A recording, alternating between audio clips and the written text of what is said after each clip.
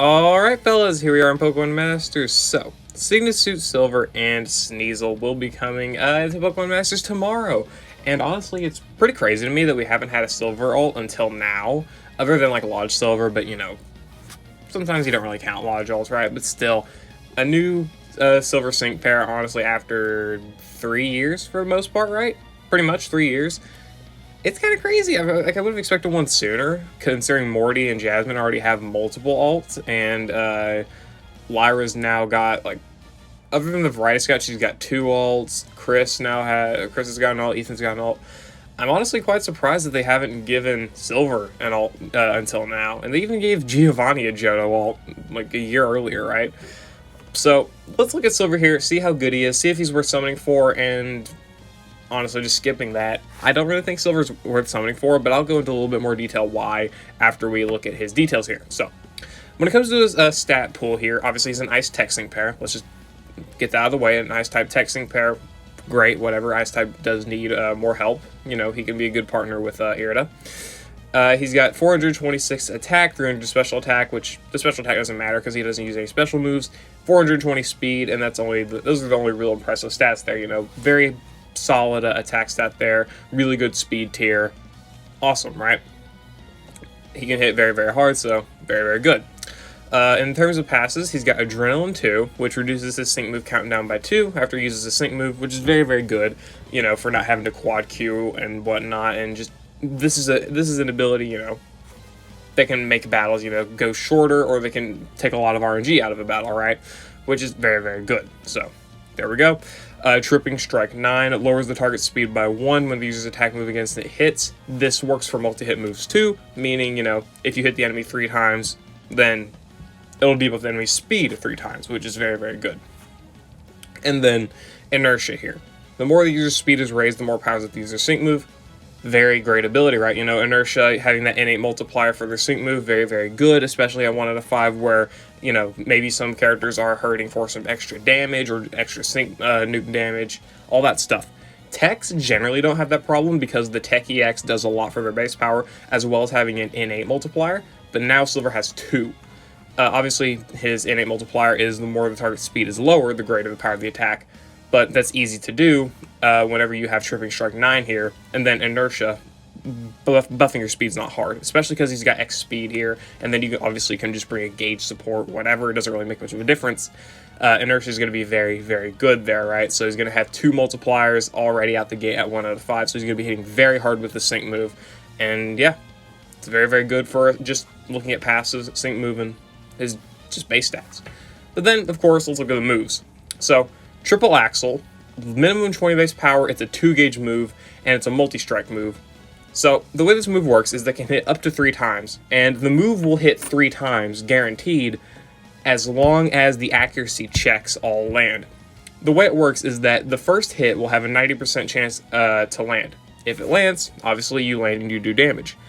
It'll then roll another 90% accuracy chance, and if you land that 90% accuracy chance, then you'll hit the second Triple Axle, and then it'll do the same thing for the third, where it'll check for another 90% accuracy, and then land.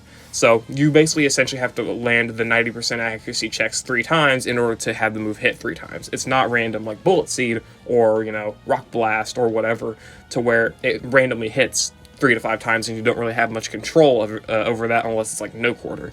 Here, you actually have control over it, because if you buff his accuracy, then you have guaranteed Triple Axle hits, right? Which is very, very good. It'll hit 3 times guaranteed. This move is also very strong because it doubles in power, or multiplies just in power every time it lands. So the first attack will be 20, the next attack will be 40. First power is first, and the third attack is 3 times the power of the first attack. So yeah, it'd be 20 power, then 40, then 60, meaning you'll have 120 base power here at 1 out of 5, which is pretty good, right? At least, did I do that math right? 20, then 40, then 60? I believe I did. I believe I did. So I think, yeah, we're good there. So 120 base power, assuming you land all 3, and then once you're at maximum power here with 24 base power, it'll be 24, 48, 96? No, that's doubling again, my bad. 24, 48, and then 72. Yeah, 72. So around 130, 140 base power at 5 out of 5. Whatever, it doesn't make much of a difference. Still, Triple Axle's going to hit hard, right? So it's very, very good. X Speed Plus, we already went over this. He can buff his speed. I don't really like X Speed Plus type moves, or like, you know, moves that buff just your own stats other than like attack, right? I don't really like these abilities. I just prefer to bring a speed support, but you know, if you're limited on teams, especially like in the Legendary Gauntlet, this can be a very, very good ability to have. So this is definitely very, very nice here, so that's good. Buddy Triple Axle, you know, his buddy move going to be obviously a very impactful move. It's got the same restrictions as Triple Axle here with accuracy and whatnot, except its power is increased to being double. 40 base power for the first hit, and then 80, and then 120 for the last hit, meaning you've got, you know, a total power of 240 with this here, which can obviously be really, really strong, right? So it's very, very good. And let's look at the conditions here. So activation condition, I'm actually going to go home. I completely forgot to actually load up Puma tools. Whoops, generally I do this before the video starts, but still. I want to actually look at it here because it's a little bit easier to read. Activation condition is when the user's HP is full. Not hard, of course. Whenever you start a battle, your HP is generally full, unless you have, you know, the parameter in Master Mode where it's like a half HP, which is definitely a good parameter sometimes, and depending on what you're doing. But for this case, it's not really that great, unless you have a method to heal him back up by, you know, the time you want to use this move. So, just depends on that, but still, not a bad condition whatsoever. The move attacks up to 3 times in a row. This attack's power increases for each hit. Same thing as, you know, normal Triple Axle here. Reduces the user's sync move countdown by 1 for each hit, so up to 3. Raises the user's critical hit rate by 1 for each hit, so up to +3 crit. And then after using the user's move, the attack's power returns to normal. Returns to normal. So that's just kind of how Buddy Triple Axle works, or just normal Triple Axle works. It'll do the 20-40, you know, 20-40-60, or in this case, 40, 80, 120 power attacks, and then obviously whenever you use it again, it'll be, you know, the first hit will still be 40, then the next hit will be 80, whatever, right? Just how it works. So yeah, basically after you use this, assuming you land all 3 hits, you'll be reducing your sync move countdown by 3 and raising your crit by 3, and of course you'll be hitting the enemy with really strong attacks. These are good abilities, or good effects for sure, but when it comes to the crit, I wouldn't use this to rely on buffing your crit. I just don't think that's optimal. I would just bring a crit support and have your crit buffed, and then save this attack for whenever you need something really, really strong in like a pinch scenario, or just you want to hit the enemy really hard. Like in a Master Mode stage, maybe use the Support EX, or just even Silver's Nuke, whichever you prefer to do, right? And then use this after you got your sync buff, you know, for that extra 1.5 times damage, and then you can hit the enemy really hard with this, right? Assuming you have a crit support and you've already buffed your crit, right? And then after that, of course, you'll have the sync move countdown. Meaning, if you use Silver sync move and you've got that adrenaline, you'll be reducing your sync move countdown by 2. Then you use this and you reduce your sync move countdown by 3, which means you're skipping a lot of turns until your next sync, which can be very, very good, right? So keep this in mind. Very, very nice ability for sure. And then his trainer move here is I Won't Leave You. Applies move gauge acceleration and raises his attack by 3. This is a 2-use move, so of course this is also very, very good. If you want to bring like Sonya as a support for him, who can buff his attack and crit, you can do that, and then use X speed to buff your own speed, while Sonya can passively buff speed after every time she gets hit. So you could do that and have your speed max, your attack max, and your crit maxed, all from a support. And then anytime you may need move gauge acceleration, you can use this here and save it, right? But it just depends on your playstyle, depends on what support you bring, whatever else, right? Doesn't really make too much of a difference, but you can definitely make a little bit more use out of this if need be, right? So you may not have to use a support. You may want to use a support, just whatever you want to do to preserve maybe this move gauge acceleration. Maybe can really help you out in a pinch. But I digress. Silver at 1 out of 5 is really, really strong. He's got really solid stats here. This is the 140 no EX stats, 400 attack, 400 speed, essentially. Very strong offensive stats. He's got 2 multipliers for his sync nuke. He's got a pretty strong base power move here in Triple Axle. Not too hard to, you know, guarantee yourself those attacks with a 90% accuracy here. Not bad accuracy as it is, even trying to roll it 3 times. You could definitely just buff your accuracy and be good there as well, right? And then, of course, being self-sufficient with all the buffs he needs, his speed buffs, his attack buffs, and his crit buffs. And there's just a lot you can do with him, right? He can hit hard, he works with a lot of teams and whatnot, and, of course, debuffing speed is also very, very nice if he wants to run with, like, cakewalk users or chase down users. So, that's good, for sure. But I'm not going to say you should summon for him, for the simple fact that all of this is just reminiscent of DOJO GLORIA. It really is. Like, if you want to look at Silver and then look at DOJO GLORIA, like, nod for nod, DOJO GLORIA is the same, essentially. But she's also got a max move, which is also, there's that, right? So, offensive stats, already better. Speed's worse, but that's minimal, right? That's, you know, not a major difference, right? That's not a major player in this. You can obviously just bring a speed support or any gauge support. The attack, of course, is a very big difference, though. 1 out of 5 here, level 140, no EX. 80 points higher in the offensive stat. That's a big difference. Surging Strikes here, it hits the exact same base power, except it's got 100% accuracy, and it always hits 3 times, right? Meaning it's 120 base power just out the gate at 1 out of 5, attacks 3 times, and all attacks are guaranteed to be crits. You got 100% accuracy, which just makes this better than Triple Axle in pretty much every way. You've also got Iron Head here for flinches, which, while maybe not optimal, right, because Surging Strikes just ends up being better in terms of damage, Iron Head with those flinches can definitely be clutch, and, you know, it's an option, right? Close combat, same thing, except, honestly, I just wouldn't use this, not even against fighting stages. Surging Strikes just ends up being a little bit better, in my opinion, but still, it's an option, right? You know, we got diverse offensive capabilities here. And then Trainer Move, Flow Like Water, reduces the user's sync move countdown by 1 and raises attack by 3. This is already extremely similar to Silver's Trainer Move, right? To where it buffs attack by 3, except this is lowering sync move countdown and Silver is applying gauge. While Silver's ability to, you know, apply gauge acceleration is good, I honestly find this ability to be better, just for the fact that this can also do the same thing as Silver's Adrenaline, to where it can, you know, make it so you don't have to quad Q in order to actually, you know, get your second sync move off in, you know, the Champion Stadium before the enemy can get off their first one, right? Because you just need 1 sync countdown after you use your sync move in order to get your second sync move, assuming you don't have any sync countdown parameters or anything selected, right? Which just makes this ability, in my opinion, a little bit more better. Plus, it's got about the same effect as Adrenaline 2 here, whereas Silver's, you know, got that as well, but it's 2 separate abilities, whereas Gloria's is pretty much combined into 1. And then her trainer move, or skills here, Punishing Strike. Come on, debuffs defense, that's infinitely better than debuffing speed, just in every way. And even considering that, she debuffs speed at 3 out of 5, same ability, Tripping Strike. Yeah, DOJO GLORIA does this as well, but even at 1 out of 5, defense debuffing is a little bit better, in my opinion, than speed. Just because it helps her do more damage, it helps her allies do more damage.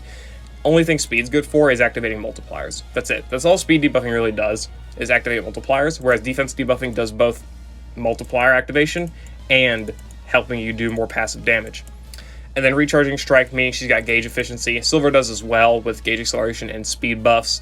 So, I mean, they're similar in that department. And then Critical Sync, she's got guaranteed crits. Guaranteed crits on Surging Strike, guaranteed crits on her Water Impact here, her fucking sync move, that's what I meant to say. And all of that, right?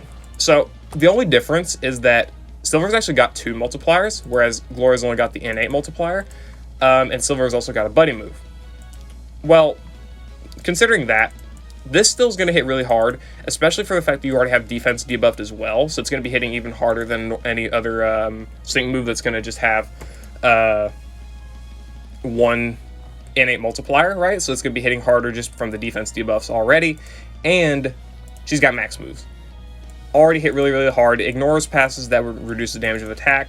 Ignores passes that would protect the target against a crit. Ignores the target's damage guard, meaning this hits through vigilance. This hits through damage reduction attacks.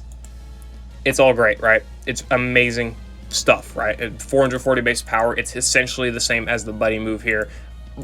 Essentially stronger than the buddy move, and I think this does enough damage to, you know, warrant Gloria only having 1 innate multiplier here. Meaning, in my opinion, Silver is kind of just DOJO GLORIA, just a little bit different, and you could potentially say a little bit worse.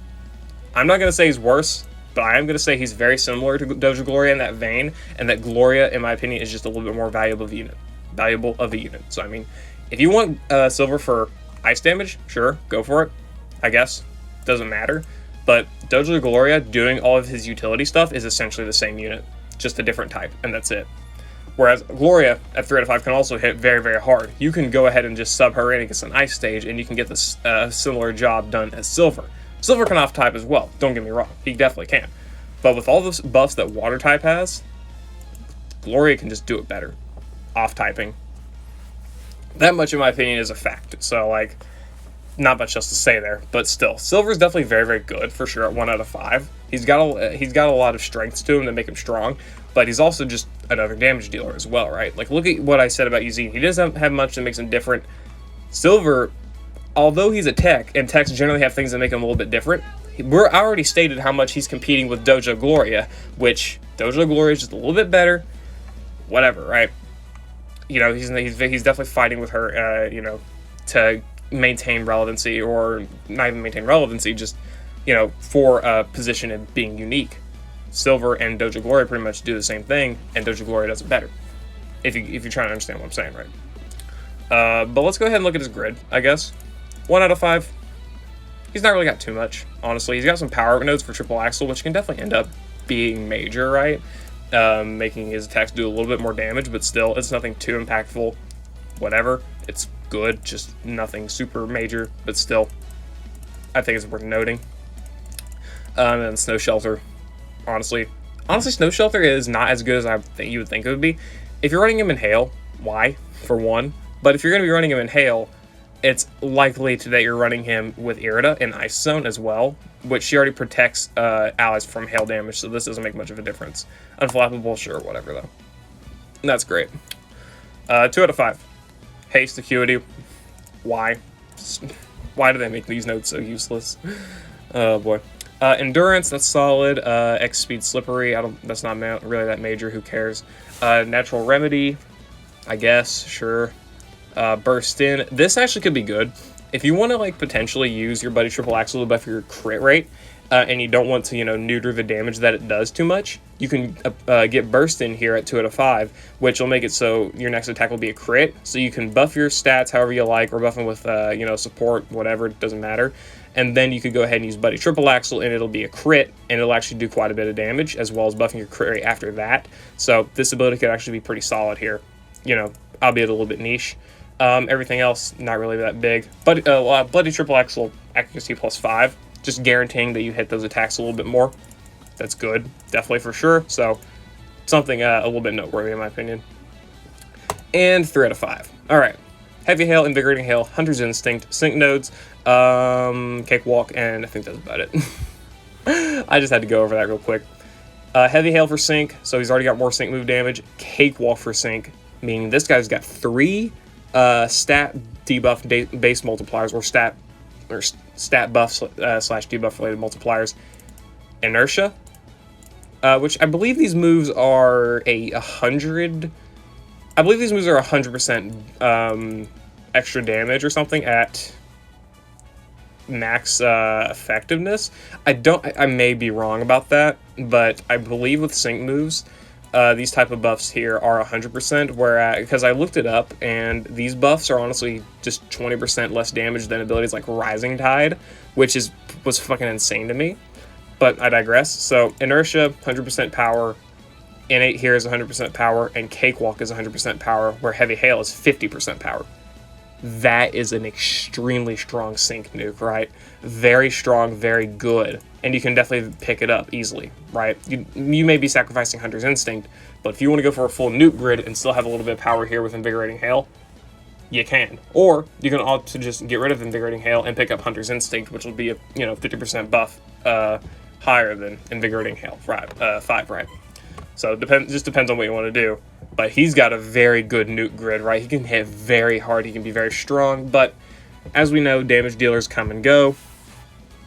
Any unit can hit hard for the most units can hit hard, and if Silver's not your favorite character, then there's no point in getting a good damage dealer, right? Because we get these every single month, right?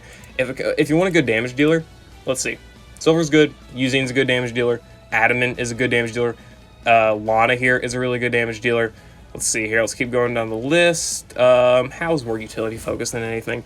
Zinnia was a really good damage dealer back in April, I think. Yeah, April. Neo Champion Hop and Neo Champion Marnie, amazing damage dealers back in March. Emma back in February. And Lysander back as well in February. January we had Diantha. Diantha's solid. Licia was really, really good. And then just keep going down the list. You got Neo Champion Serena for December. Look, again, as I said, they drop a good damage dealer pretty much every month, right? Even multiple, because this month we've got 3 in Silver, Eugene, and Adamant, right? If you want a good damage dealer, and Silver is not your favorite character, or Sneasel's not your favorite Pokemon, or whatever, don't go for him. Because honestly, if you want a character that does what he does, pick up DOJO GLORIA. She does the same things, and she's just a little bit better in my opinion. Not that Silver's bad, of course. Being a miniature DOJO GLORIA or a alternate DOJO GLORIA by no means is a bad thing. DOJO GLORIA is very strong, hits very hard, all of that stuff, right? And Silver does it as well, which of course is great, but it just kind of means he may be in DOJO GLORIA's shadow a little bit, and of course both of them are just damage dealers. Well, of course they have more than that. They have, you know, the speed debuffs and defense debuffs, but that's still not really that. It's hard to explain, but pretty much just debuffers, right? I mean, having a debuffer that can do damage is definitely very, very good, but they also release those quite often as well. Like, look at Neo Champion Hop. He does the same thing as well. I'm pretty sure he's got Defense Crush or some sort of ability there. Yeah, he lowers targets defensive speed by 3 with Buddy Thunderous Kick. Thunderous Kick, it lowers target's defense, and I'm pretty sure he's got an ability to debuff speed somewhere in here. I actually don't remember where, but he does it. So he's able to also debuff defense and speed, like DOJO GLORIA, and Silver, spoiler alert, can also debuff defense, but it's a little bit worse. It's definitely worse than DOJO GLORIA. It's Punishing Strike 4, which means it's a 50% chance every time he lands a move. Not guaranteed where DOJO GLORIA's is, which is definitely not as great. I think that's definitely one of the big things that makes me think that Silver is a little bit worse than DOJO GLORIA, other than the fact that GLORIA's got a whole lot for her as well. This is definitely one of the abilities that, in my opinion, makes him a little bit worse. Not to mention the fact that it's already locked behind 4 out of 5, which I already never recommend people to go beyond 3 out of 5 in, 90% of situations. He's also got Evasive Strike. Evasion buffs aren't really that amazing. Doesn't matter. He doesn't use evasion for any multipliers. And then he's got Unfortunate Strike 9, which is definitely good. Debuffing all of these stats can be very, very nice, but gotta consider, you're attacking 3 times only. This is in similar vein to, Neo Champion Serena, but Neo Champion Serena hits 5 times, assuming you're using Water Shuriken, right? And you can kind of control her debuffs, where her debuffs are based off of, the 5 main stats: attack, special attack, defense, special defense, and speed, for using Water Shuriken, where she can debuff, is it accuracy or evasion with Brutal Swing? So you can kind of, manage it a little bit. That's dark. God damn it, I keep hitting the wrong buttons. Yeah. Let's see. Water. Water Shuriken 2 to 5 times in a row. Brutal Swing. Let's see here. Unfortunate Strike. This debuffs. Oh yeah, this debuffs the same thing. Okay. So yeah, this debuffs pretty much the same thing here. It's literally the same ability, except again, she can hit 5 times instead of hitting 2. So that's definitely a very, very big difference there as well. And of course, 5 out of 5, whereas she is in base kit, I think. Yeah, in base kit. So Silver's got a lot of competition when it comes to his abilities. Debuffing, he's got competition in DOJO GLORIA and Neo Champion Serena. Dealing damage, he's also got competition with those characters. And Nuke, he doesn't really have much competition. Who does he have competition with in his Nuke? I'm pretty sure he's still got a competition in both of those characters with his Nuke, right? If we want to look at Sync Nukes here with GLORIA, she's got Relentless. Actually, no, yeah. Silver's Nuke is better than DOJO GLORIA's, assuming... Yeah, Silver's 3 out of 5 Nuke is definitely better than DOJO GLORIA's, but DOJO GLORIA has Insult to Injury and Hunter's Instinct. Easily able to be picked up, by the way, and activated, whereas she also has the max move, which is like a nuclear weapon, even compared to Silver's buddy move, which just doesn't even hit as hard. It doesn't come close. But still, he's still got a really good nuke for sure. Better than DOJO GLORIA in that sense. But that's about the only thing he's got better. And if you want a good nuke, it's not like DOJO GLORIA is bad by any means. It still hits hard, right? It's still a very, very strong attack. Especially considering those defense debuffs and innate buffs and whatever else, right? And then Serena's just good as well, of course. But everything else, I mean, Silver is just competing for being a damage-dealing, debuffing tech with a high sync nuke, right? He's just competing with a lot of characters, and damage dealers come and go. They, they bring their capabilities to the table. They get copied. They get scrapped. Just how it goes with damage dealers. I mean, if you want to pull Silver, sure, of course, pull him if he's your favorite character. He's not bad by any means. As you can see, these are very good notes. He's very, very strong. But if you want to just pull for a damage dealer and, have someone powerful to help you through stages, don't pull for Silver. I mean, if you're just trying to get someone strong, then wait for somebody you may actually like using a lot more than Silver, right? Like, if you have a favorite character that's not him and you just want to pick up someone to do damage, then you may be able to get a character that you really, really like. It's pretty likely, right? A ton of damage dealers release every single month, so you'll have a lot of opportunities for that as well, right? So, there's just a lot of these characters here that can do damage. Zinnia, Adaman, Sigma Lana here. All of these characters do a lot of damage, and you can definitely pick them up, and they may be somebody's favorite, more so than Silver. Just depends on, what you like. But all in all, Silver, while very, very strong and very, very good, can definitely have a lot of value. It's just up to you having a favorite for him, in my opinion, on if you should summon. I don't think you should summon if he's not your favorite, because he does a lot of things in similar vein to Neo Champion Serena and DOJO Gloria, while just being worse in some aspects, especially with defense debuffs and not hitting 5 times when it comes to, Serena's case. So there's just a couple things that just make him a little bit worse. The typing's good, but you can just off-type, right? You really can just off-type. And if you're going to be pulling him, honestly, I do recommend you pull Irida as well, due to her sheer value and the fact that she is an amazing partner for him, with debuffing speed and having, of course, Ice Zone and Hail to activate his multipliers here if you have him at 3 out of 5 or plan to have him at 3 out of 5. Just depends. But still, she's a really good partner for him. And that's two units you would kind of have to pull for, right? So, I mean, you're just going to have to make that decision. Up to you. But overall, do I think you should summon for Silver? If he's your favorite character, yes. He's very, very good. He's very, very strong. Go for it. But if he's not your favorite character and you don't really care about him or Sneasel, then don't summon. Just wait. DOJO Gloria is, quite a little bit better of a bang for your buck when it comes to, her strengths and capabilities. And same thing with Neo Champion Serena. And, those units can just do a little bit better, despite having a little bit more competitive of a type in water typing, But still, doesn't make Silver bad. Definitely not by any means of the word. He's still very, very good, of course. But he's, facing heavy competition with those characters, right? So you just got to keep that in mind and try and make a sacrifice somewhere where you can. And I think Silver should be sacrificed, so maybe you can find yourself a better damage dealer elsewhere. Or if you want somebody with the capabilities Silver can do, then just wait for DOJO Gloria's rerun, right? Which should maybe be soon, hopefully, please. But yeah, I digress. I'm going to end it there, guys. I hope you all enjoyed. Let me know what you think about Signature Silver down in the comments below. If you're going to be summoning, I wish you luck in your summons. If you're not going to be summoning, I wish you luck in your future summons or your future saving efforts and whatever else. And I'll see you all later.